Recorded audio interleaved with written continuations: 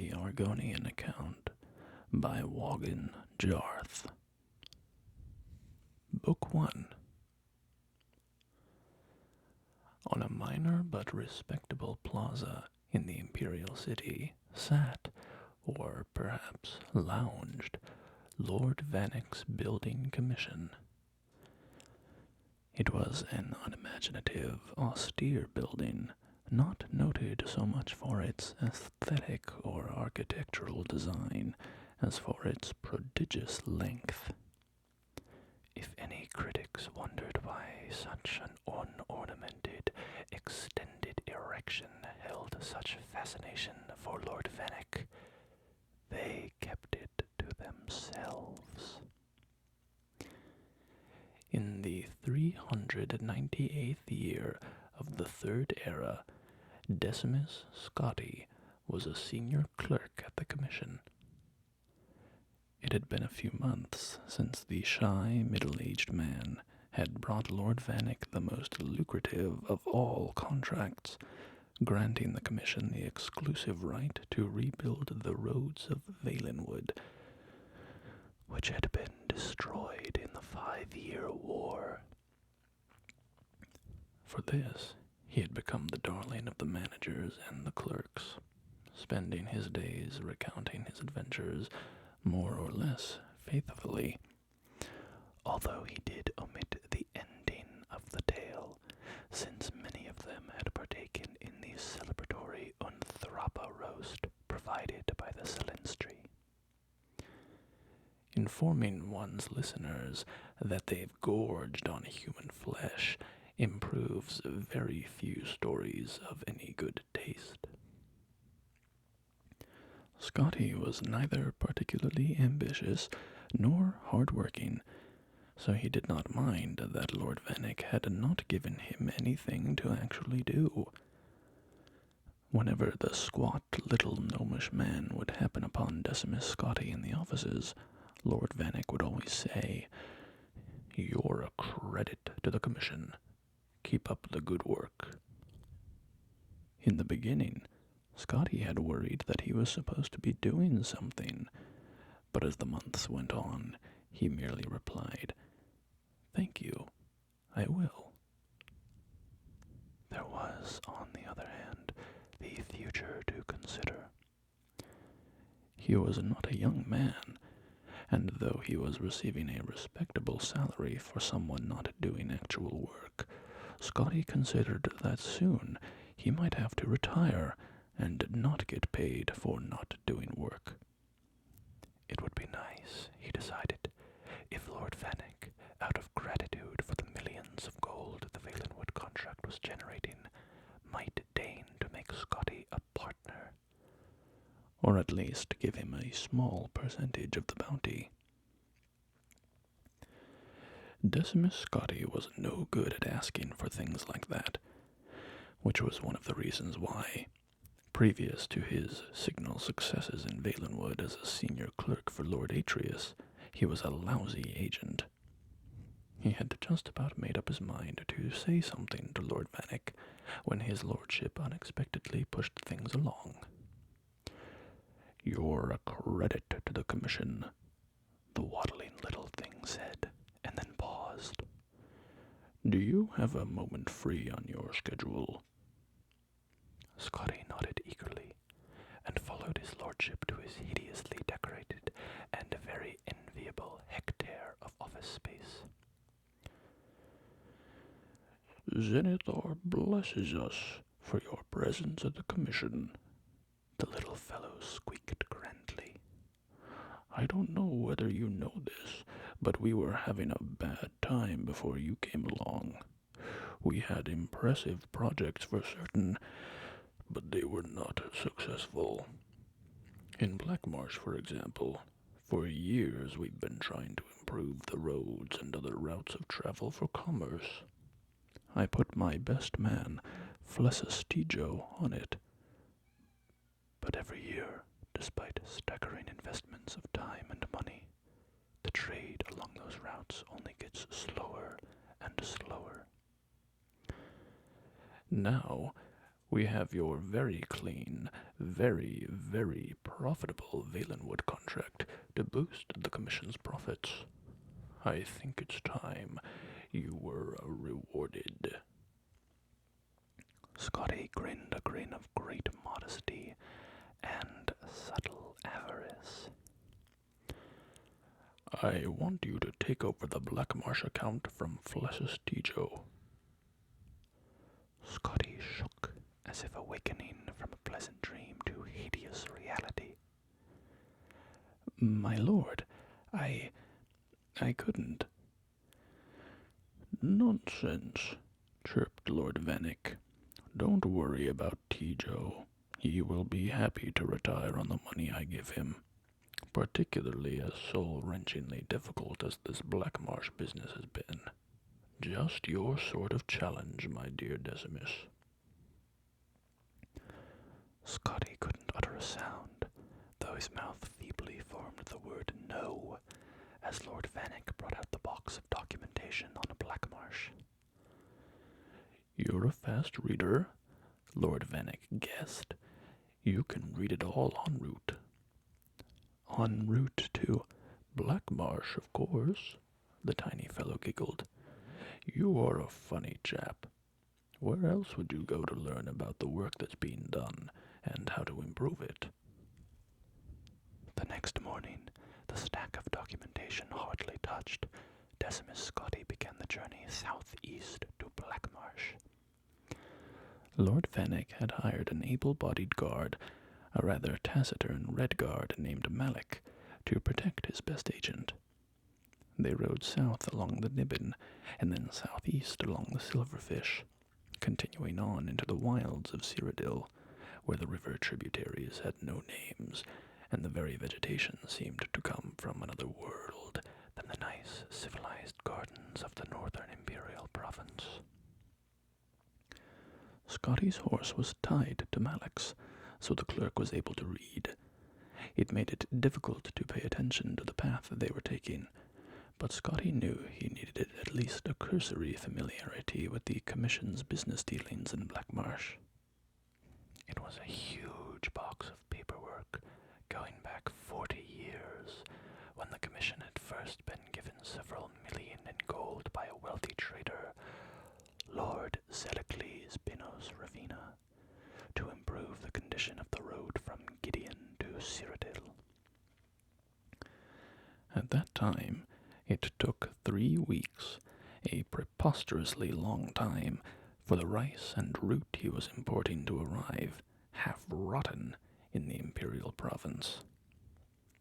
Pinos Ravina was long dead, but many other investors over the decades, including Pelagius IV himself, had hired the Commission to build roads, drain swamps, construct bridges, devise anti-smuggling systems, hire mercenaries, and, in short, do everything that the greatest empire in history knew would work to aid trade with Blackmarsh.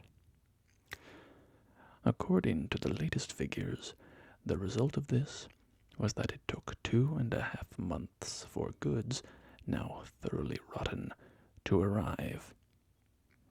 Scotty found that when he looked up, after concentrating on what he was reading, the landscape had always changed, always dramatically, always for the worse. "This is Blackwood, sir," said Malik to Scotty's unspoken question. It was dark and woodsy, so Decimus Scotty thought that a very appropriate name. The question he longed to ask, which in due course he did ask, was, "What's that terrible smell?" "Slough Point, sir," Malik replied as they turned to the next bend, where the umbrageous tunnel of tangled tree and vine opened to a clearing. There squatted a cluster of formal buildings in the dreary imperial design favored by Lord Vanek's commission, and every emperor since Tiber, together with a stench so eye-blindingly, stomach-wrenchingly awful that Scotty wondered suddenly if it were deadly poisonous. The swarms of blood-colored, sand-grain-sized insects obscuring the air did not improve the view. Scotty and Malik batted at the buzzing clouds as they rode their horses towards the largest of the buildings, which, on approach, revealed itself to be perched at the edge of a thick black river. From its size and serious aspect, Scotty guessed it to be the Census and Excise Office for the wide white bridge that stretched across the burbling dark water to the reeds on the other side. It was a very nice, bright, sturdy-looking bridge, built, Scotty knew, by his commission. A poxy, irritable official opened the door quickly on Scotty's first knock. Come in quickly. Don't let the flesh flies in. Flesh flies? Decimus Scotty trembled. You mean they eat human flesh? If you're fool enough to stand around and let them, the soldier said, rolling his eyes. He had half an ear, and Scotty, looking around at the other soldiers in the fort, noted that they all were well chewed. One of them had no nose at all to speak of. Now, what's your business? Scotty told them, and added that if they stood outside the fortress instead of inside, they might catch more smugglers. You better be more concerned with getting across that bridge, the soldier sneered. Tide's coming up, and if you don't get a move on, you won't get to Black Marsh for 4 days. That was absurd. A bridge swamped by a rising tide on a river. Only the look in the soldier's eyes told Scotty he wasn't joking. Upon stepping out of the fort, he saw that the horses, evidently tired of being tortured by the flesh flies, had ripped free of their restraints and were bounding off into the woods. The oily water of the river was already lapping on the planks, oozing between the crevices. Scotty reflected that perhaps he would be more than willing to endure a wait of 4 days before going to Black Marsh, but Malik was already running across. Scotty followed him, wheezing. He was not in excellent shape, and never had been. The box of commission materials was heavy. Halfway across, he paused to catch his breath, and then discovered he could not move. His feet were stuck. The black mud that ran through the river was a thick, gluey paste, and having washed over the plank Scotty was on, it held his feet fast. Panic seized him. Scotty looked up from his trap and saw Malik leaping from plank to plank ahead of him, closing fast on the reeds on the other side. "Help!" Scotty cried. "I'm stuck." Malik did not even turn around, but kept jumping. "I know, sir. You need to lose weight." Decimus Scotty knew he was a few pounds over, and had meant to start eating less and exercising more. But embarking on a diet hardly seemed to promise timely aid in his current predicament. No diet on Nirn would have helped him just then. However, on reflection, Scotty realized that the Red Guard intended that he drop the box of documents, for Malik was no longer carrying any of the essential supplies he had with him previously. With a sigh, Scotty threw the box of commission notes into the glop and felt the plank under him rise 1/4 of an inch, just enough to free him from the mud's clutches. With an agility born of extreme fear, Scotty began leaping after Malik, dropping onto every 3rd plank and springing up before the river gripped him. In 46 leaps, Decimus Scotty crashed through the reeds onto the solid ground behind Malik, and found himself in Black Marsh. He could hear behind him a slurping sound as the bridge and his container of important and official records of commission affairs was consumed by the rising flood of dark filth, never to be seen again. Book 2. Decimus Scotti emerged from the reeds and dirt, exhausted from running, his face and arms sheathed in red flesh flies. Looking back towards Cyrodiil, he saw the bridge disappear beneath the thick black river, and he knew he was not getting back until the tide went down in a few days' time. The river also held in its adhesive depths his files on the Blackmarsh account. He would have to rely on his memory for his contacts in Gideon. Malik was purposefully striding through the reeds ahead, flailing ineffectually at the flesh flies. Scotti hurried after him. "We're lucky, sir," said the Red Guard, which struck Scotti as an extraordinarily odd thing to say, until his eyes followed where the man's finger was pointing. "The caravan is here." 21 rusted, mud-spattered wagons with rotting wood and wobbly wheels sat half-sunk in the soft earth ahead.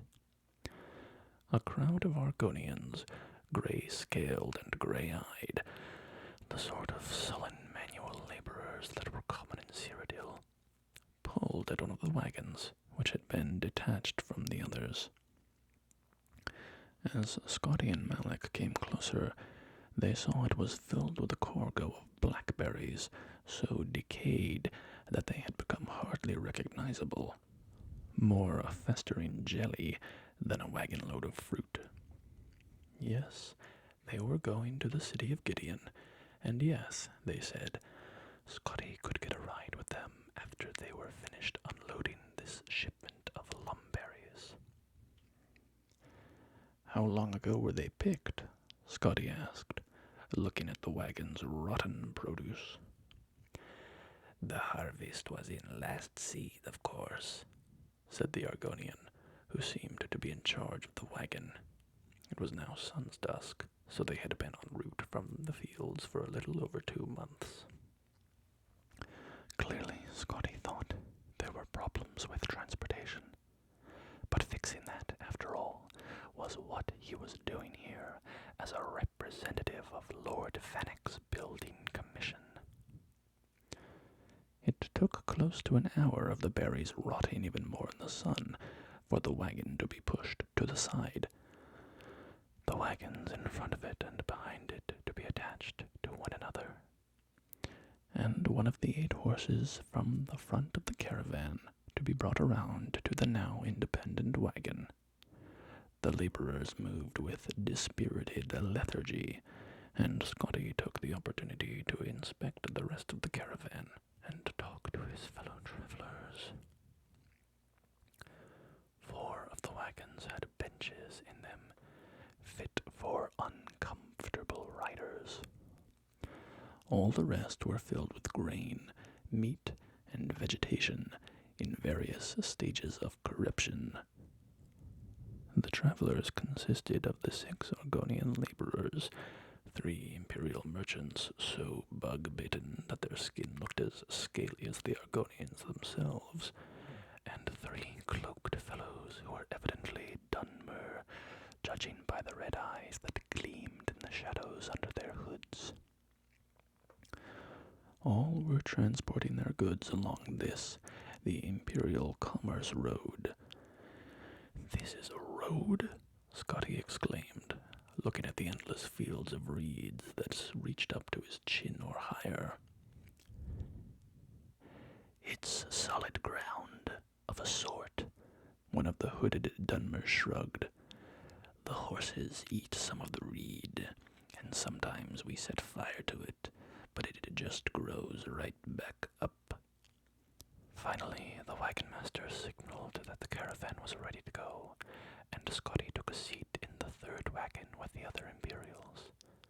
He looked around, but Malik was not on board. I agreed to get you to Blackmarsh and take you back out, said the Red Guard, who had plumped down a rock in the sea of reeds and was munching on a hairy carrot. I'll be here when you get back. Scotty frowned, and not only because Melek had dropped the deferential title Sir while addressing him. Now he truly knew no one in Blackmarsh. But the caravan slowly grinded and bumped forward, so there was no time to argue. A noxious wind blew across the Commerce Road, casting patterns in the endless, featureless expanse of reeds. In the distance, there seemed to be mountains, but they constantly shifted, and Scotty realized they were banks of mist and fog. Shadows flitted across the landscape, and when Scotty looked up, he saw they were being cast by giant birds with long, saw-like beaks nearly the size of the rest of their bodies. Hackwings. Chero Gemulus, an Imperial on Scotty's left, who might have been young but looked old and beaten, muttered, "Like everything else in this damnable place, they'll eat you if you don't keep moving. Beggars pounce down and give you a nasty chop, and then fly off and come back when you're mostly dead from blood loss." Scotty shivered. He hoped they'd be in Gideon before nightfall. It was then it occurred to him that the sun was on the wrong side of the caravan. "Excuse me, sir," Scotty called to the wagon master. "I thought you said you were going to Gideon." The wagon master nodded. "Why are we going north, then, when we should be going south?" There was no reply but a sigh.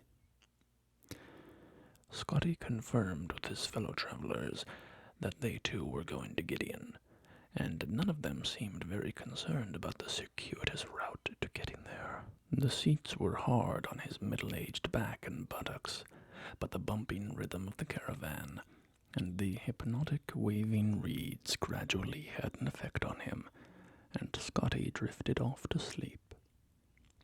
He awoke in the dark some hours later, not sure where he was. The caravan was no longer moving, and he was on the floor under the bench next to some small boxes. There were voices speaking a hissing, clicking language Scotty didn't understand, and he peeked out between someone's legs to see what was happening. The moons barely pierced the thick mist surrounding the caravan, and Scotty did not have the best angle to see who was talking. For a moment, it looked like the gray wagon master was talking to himself, but the darkness had movement and moisture, in fact, glistening scales. It was hard to tell how many of these things there were, but they were big, black, and the more Scotty looked at them, the more details he could see. When one particular detail emerged, huge mouths filled with dripping and needle-like fangs, Scotty slipped back under the bench. Their black little eyes had not fallen on him yet. The legs in front of Scotty moved and then began to thrash as the owner was grabbed and pulled out of the wagon. Scotty crouched further back, getting behind the little boxes. He didn't know much about concealment, but he had some experience with shields. He knew that having something, anything, in between you and bad things was always good. A few seconds after the legs had disappeared from sight, there was a horrible scream, and then a second and a third, different timbres, different accents, but the same inarticulate message. Terror and pain, horrible pain. Scotty remembered a long-forgotten prayer to the god Stendar and whispered it to himself.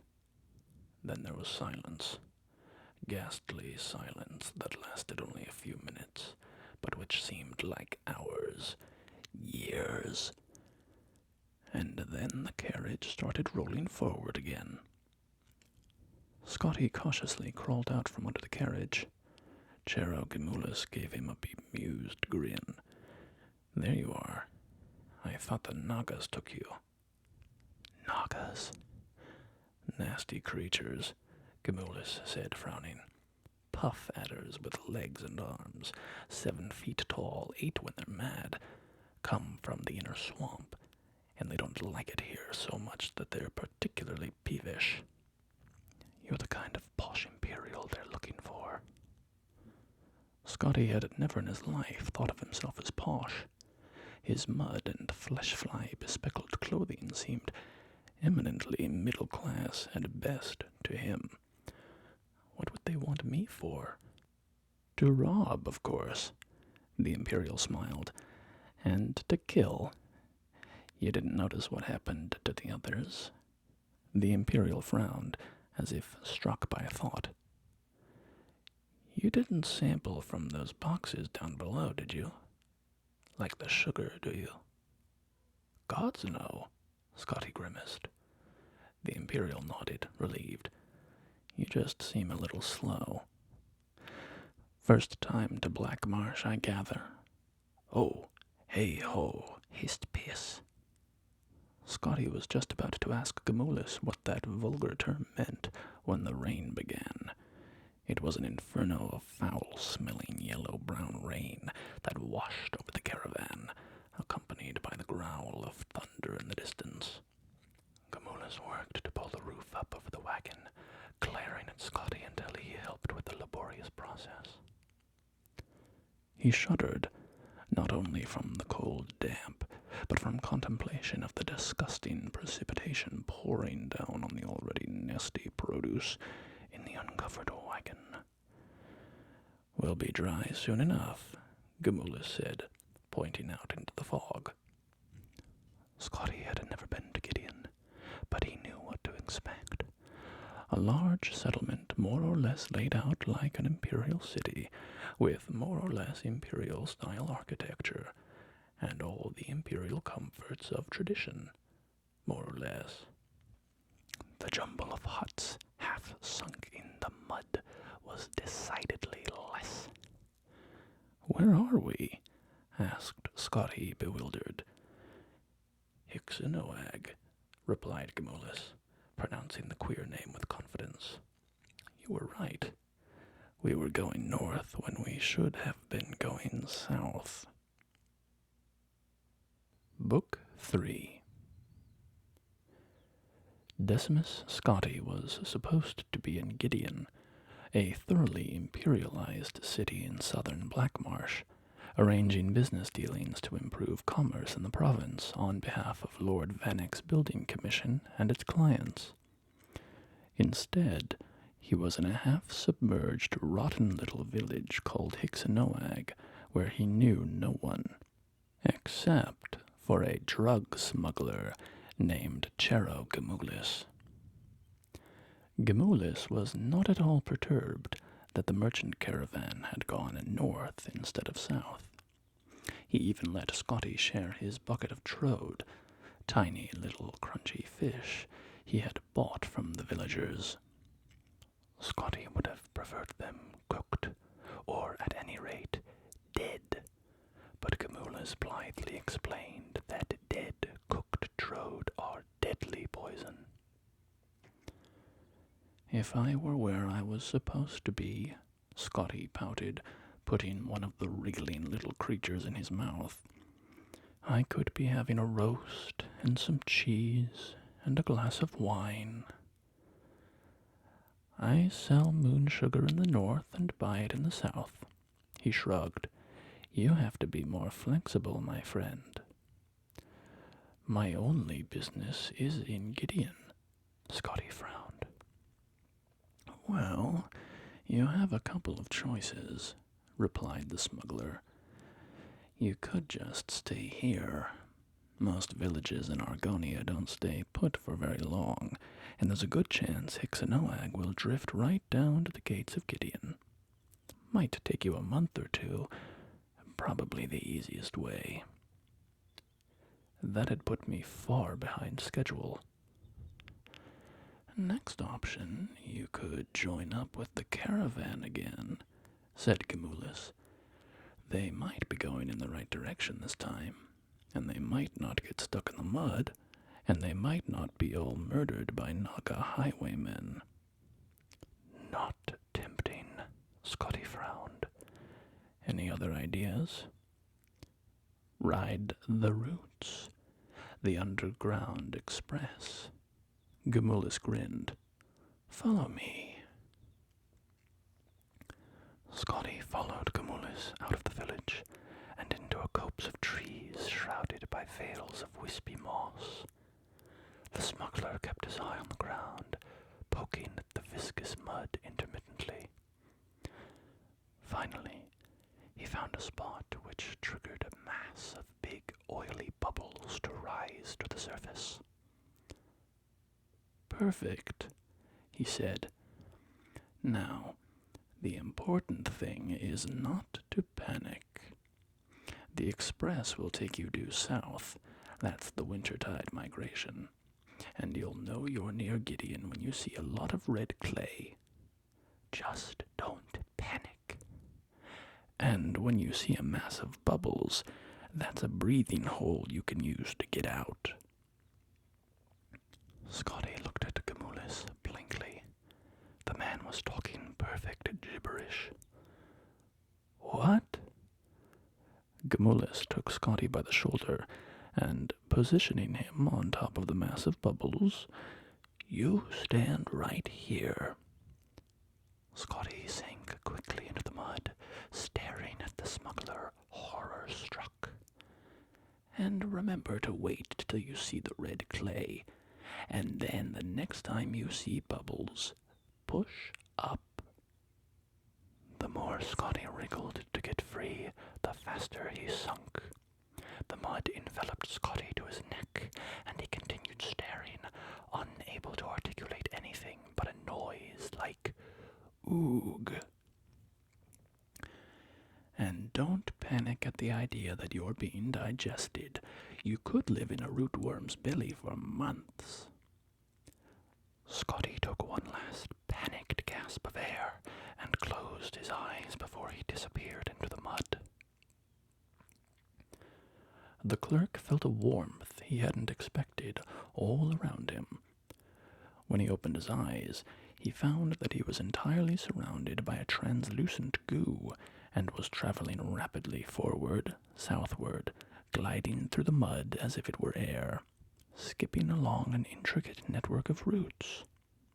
Scotty felt confusion and euphoria in equal measures, madly rushing forward through an alien environment of darkness, spinning around and over the thick, fibrous tentacles of the trees. It was as if he were high in the sky at midnight, not deep beneath the swamp, in the Underground Express. Looking up slightly at the massive root structure above, Scotty saw something wriggle past. A 8-foot-long, armless, legless, colorless, boneless, eyeless, nearly shapeless creature riding the roots. Something dark was inside of it, and as it came closer, Scotty could see it was an Argonian man. He waved, and the disgusting creature the Argonian was in flattened slightly and rushed onward. Gamulus's words began to reappear in Scotty's mind at this sight. The wintertide migration. Air hole. You're being digested. These were the phrases that danced around as if trying to find some place to live in a brain which was highly resistant to them coming in. But there was no other way to look at the situation. Scotty had gone from eating living fish to being eaten alive as a way of transport. He was in one of those worms. Scotty made an executive decision to faint. He awoke in stages, having a beautiful dream of being held in a woman's warm embrace. Smiling and opening his eyes, The reality of where he really was rushed over him. The creature was still rushing madly, blindly forward, gliding over roots, but it was no longer like a flight through the night sky. Now it was like the sky at sunrise, in pinks and reds. Scotty remembered Gumulis telling him to look for the red clay, and he would be near Gideon. The next thing he had to find was the bubbles. There were no bubbles anywhere. Though the inside of the worm was still warm and comfortable, Scotty felt the weight of the earth all around him. "Just don't panic," Gumulis had said. But it was one thing to hear that advice, and quite another to take it. He began to squirm, and the creature began to move faster at the increased pressure from within. Suddenly, Scotty saw it ahead of him, a slim spire of bubbles rising up through the mud from some underground stream, straight up and through the roots to the surface above him. The moment the rootworm went through it, Scotty pushed with all of his might upwards, bursting through the creature's thin skin. The bubbles pushed Scotty up quickly, and before he could blink, he was popping out of the red, slushy mud. 2 Argonians were standing under a tree nearby, holding a net. They looked in Scotty's direction with polite curiosity. In their net, Scotty noticed, were several squirming, furry, rat-like creatures. While he addressed them, another fell out of the tree. Though Scotty had not been educated in this practice, he recognized fishing when he saw it. "Excuse me, lads," Scotty said jovially. "I was wondering if you'd point me in the direction of Gideon." The Argonians introduced themselves as Drawing Flame and Furl of Fresh Leaves, and looked at one another, puzzling over the question. "Who you seek?" asked Furl of Fresh Leaves. "I believe his name is," said Scotty, trying to remember the contents of his long-gone file of Black Marsh contacts in Gideon. "Archin Rightfoot Rock?" Drawing Flame nodded. "For 5 gold, show you way. Just east is plantation east of Gideon. Very nice." Scotty thought that the best business he had heard of in 2 days, and handed Drawing Flames the 5 septums. The Argonians led Scotty onto a muddy ribbon of road that passed through the reeds, and soon revealed the bright blue expanse of Topal Bay far to the west. Scotty looked around at the magnificent walled estates, where bright crimson blossoms sprang forth from the very dirt of the walls, and surprised himself by thinking, "This is very pretty." The road ran parallel to a fast-moving stream, running eastward from Topal Bay. It was called the Oncobra River, he was told. It ran deep into Black Marsh, to the very dark heart of the province. Peeking past the gates to the plantations east of Gideon, Scotty saw that few of the fields were tended. Most had rotten crops from harvests past, still clinging to wilted vines, orchards of desolate, leafless trees. The Argonian serfs who worked the fields were thin, weak, near death, more like haunting spirits than creatures of life and reason. 2 hours later, as the 3 continued their trudge east, the estates were still impressive, at least from a distance. The road was still solid, if weedy, but Scotty was irritated, horrified by the field workers and the agricultural state, and no longer charitable towards the area. How much farther? Furl of Fresh Leaves and Drawing Flame looked at one another, as if that question was something that hadn't occurred to them. Argin is east, Furl of Fresh Leaves pondered. Near or far? Drawing Flame shrugged non-committally and said to Scotty, For 5 gold, show you way. Just east is plantation. Very nice. You don't have any idea, do you? Scotty cried. Why couldn't you tell me that in the first place when I might have asked someone else? Around the bend up ahead, there was the sound of hoofbeats, a horse coming closer. Scotty began to walk towards the sound to hail the rider, and didn't see Drawing Flame's taloned claws flash out and cast the spell at him. He felt it, though, a kiss of ice along his spine, the muscles along his arms and legs suddenly immobile, as if wrapped in rigid steel. He was paralyzed. The great curse of paralysis, as the reader may be unfortunate enough to know, is that you continue to see and think, even though your body does not respond. The thought that went through Scotty's mind was, damn.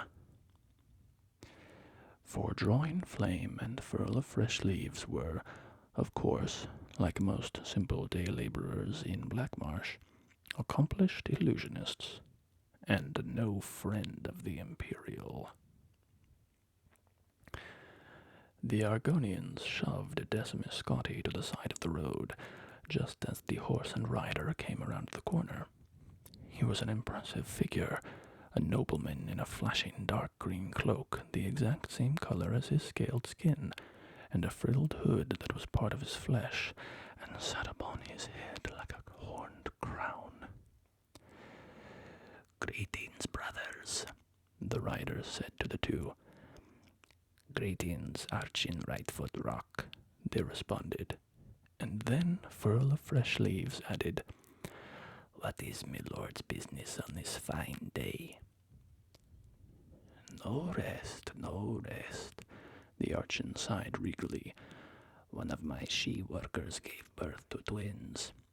Twins?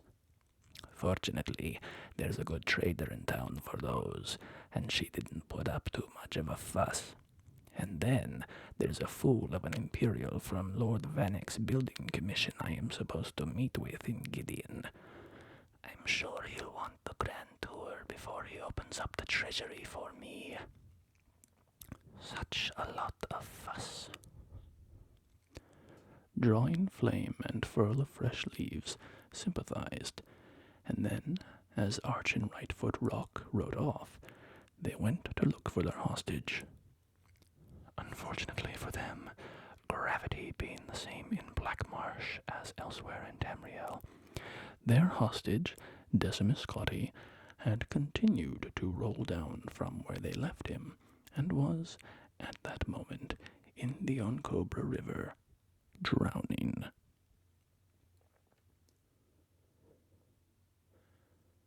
Book 4.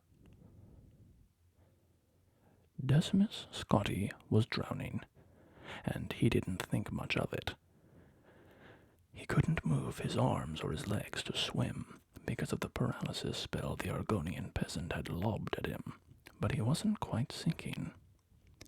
The Oncobra River was a crashing force of white water and currents that could carry along large rocks with ease, so Scotty tumbled head over heels, spinning, bumping, bouncing along. He figured that soon enough he would be dead, and that would be better than being in Blackmarsh. He wasn't too panicked about it all when he felt his lungs fill with water and cold blackness fell upon him. For a while, for the first time in some time, Decimus Scotty felt peace, blessed darkness. And then pain came to him, and he felt himself coughing, spewing water up from his belly and his lungs. A voice said, "Oh, bother, he's alive, ain't he now?" Scotty wasn't quite sure if that were true, even when he opened his eyes and looked at the face above him. It was an Argonian, but unlike any he had seen anywhere. The face was thin and long, like a thick lance. The scales were ruby red, brilliant in the sunlight. It blinked at him, its eyelids opening and closing in vertical slits. "I don't suppose we should eat you now, should we now?" The creature smiled, and Scotty could tell from its teeth that it was no idle suggestion. "Thank you," said Scotty weakly. He craned his head slightly to find out who the "we" were, and discovered he was on the muddy bank of the still, sludgy river, surrounded by a group of Argonians with similarly needle-like faces and a whole rainbow of scales. Bright greens and gem-like purples, blues and oranges. "Can you tell me, am I near, well, anywhere?" The ruby-colored Argonian laughed. "No, you're in the middle of everywhere, and near nowhere."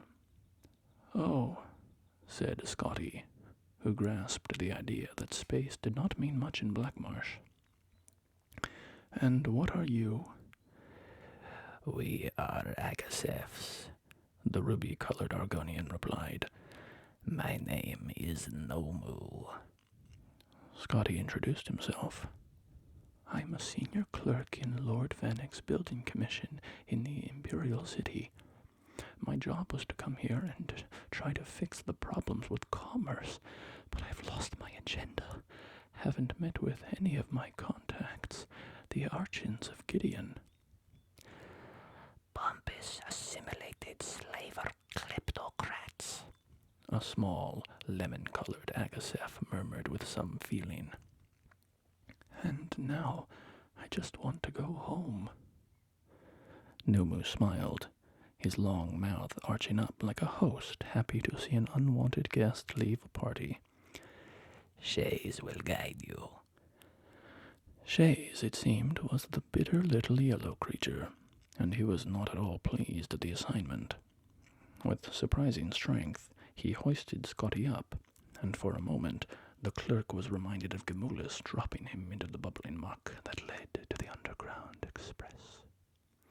Instead, Shays shoved Scotty toward a tiny little raft, razor thin, that bobbed on the surface of the water. "This is how you travel." "We don't have the broken wagons and dying horses of our brothers on the outside," Shays replied, rolling his tiny eyes. "We don't know better." The Argonian sat at the back of the craft and used his whip-like tail to propel and navigate the craft. They traveled quickly around swirling pools of slime that stank of centuries of putrefaction, past pinnacled mountains that seemed sturdy, but suddenly fell apart at the slightest ripple in the still water, under bridges that might have once been metal, but were now purely rust.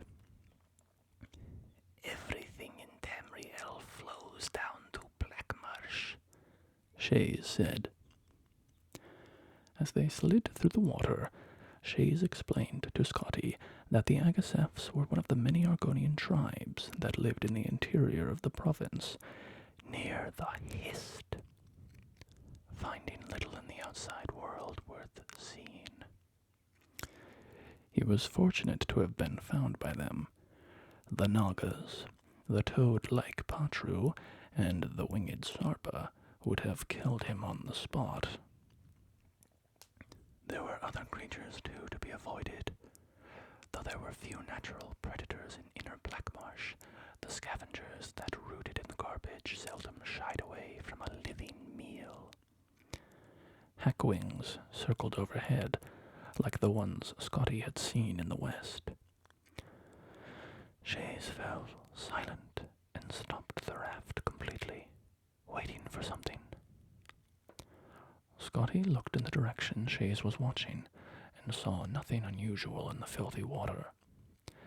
Then he realized that the pool of green slime in front of them was actually moving, and fairly quickly, from one bank to the other. It deposited small bones behind it as it oozed up into the reeds and disappeared. Voriplasm, Shays explained, moving the boat forward again. big word. It'll strip you to the bone by the second syllable. Scotty, desirous to distract himself from the sights and smells that surrounded him, thought it a good time to compliment his pilot on his excellent vocabulary. It was particularly impressive, given how far from civilization they were. The Argonians in the east did, in fact, speak so well. They tried to erect the Temple of Mara near here in Omphalo 20 years ago, Shays explained, and Scotty nodded, remembering reading about it in the files, before they were lost. They all perished quite dreadfully of swamp rot in the first month, but they left behind some excellent books. Scotty was going to inquire further when he saw something so huge, so horrifying, it made him stop, frozen.